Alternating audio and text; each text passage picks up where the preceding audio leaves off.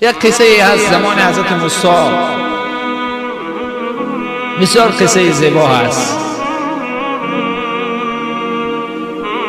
حضرت موسی علیه السلام باری در کوه طور از الله مهربان پرسان کرد: پروردگارا، بدترین بنده من نشان بده ببینم، بدترین بنده کی است؟ الله مهربان گفت: موسی، صبح بر وقت دهن دروازه شهر دبیس اولین شده کسی برآمد بدترین بنده من هست.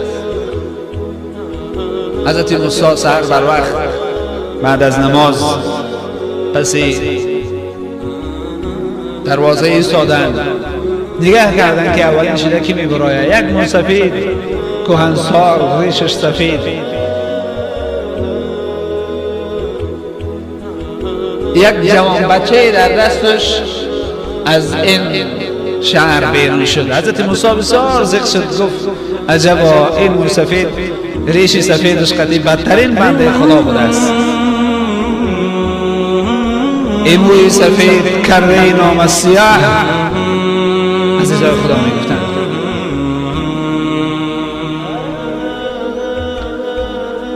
حضرت موسی بسیار ذوق شد، این موی سفید بیچاره چی گناهی کرده باشد، چقدر گناهی داشته بوده است که بدترین بنده خدا بوده است.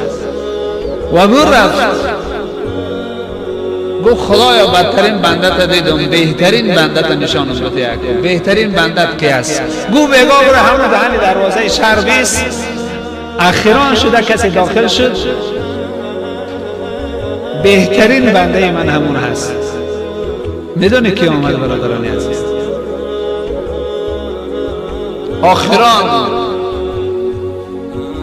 همون موسفید با همون پسر بچه. به به، عجبا. حضرت موسی الهی گفتم بدترین نشان بوده امیر نشان دادی، بهترین نشان بوده همین انسان نشان دادی. حکمت چیست؟ حکمت در کجا هست؟ چرا این هم بدترین شده هم بهترین؟ الله مهربان گفت: موسی، میدانی ماجرا چیست؟ گفت: الهی، ماجرا رو تو میدانی.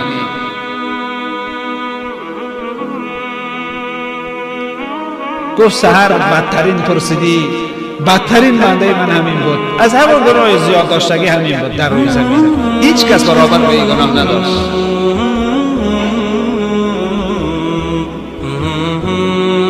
اما شاید گناه من شما از اون بیشتر باشد. در راه برآمد، پسر بچه‌ای در دستش دیدی؟ گفت: بله دیدی. گفت: ای شهر بیرون شدن همین پسر بچه به این پدر سوال داد. گفت: پدر. گفت: سوال دارم. چی سوال داری؟ این کوه را خدا این قدر بزرگ خلق کرده است، این قدر سر به فلک هستند کوههای بزرگ.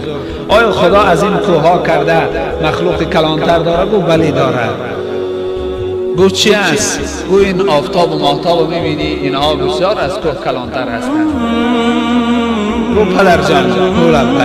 از آفتاب و ماهتاب مخلوق کلانتر، اشیای کلانتر هست، چیزی کلانتر هست؟ گفت: بله. گفت: چی هست؟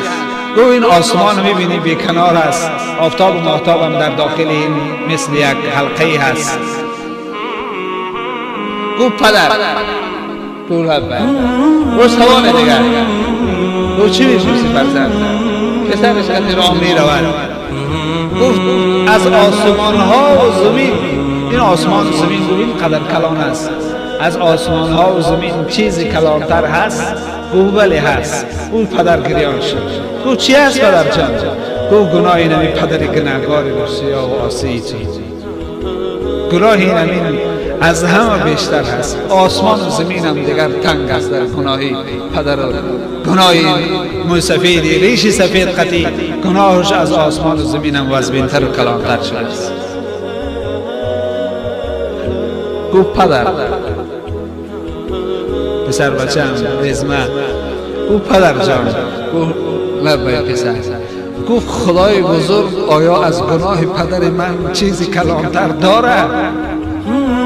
گفت: بله داره. گفت: چی است؟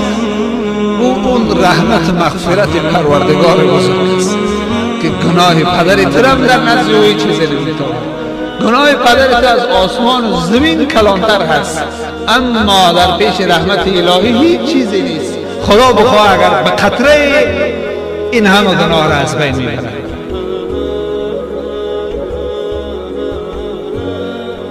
به یک توبه رود 100 ساله عصیان، بشوید جرم تو را بحر افران. او سفید این سخن گفت، گریان شد، از چشماش آب رفت.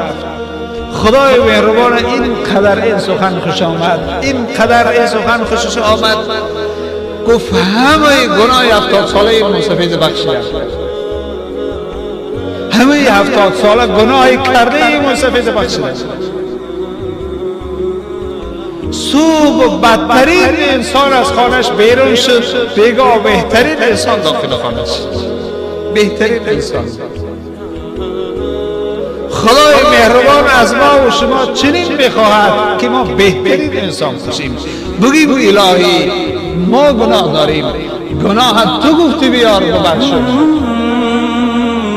من گناه رو پیشنهاد میکنم، چیز دیگر نمیکنم. بگیر گناه ها و در عوضی برام ثواب بدی. توبه آوردم، استغفار آوردم، چیز دیگر ندارم. این شبهای ماه مبارک رمضان بهر این از برادران عزیز آه ناله بزنیم به درگاه الهی، به عرش الهی ناله بزنیم که خدایا ما گناه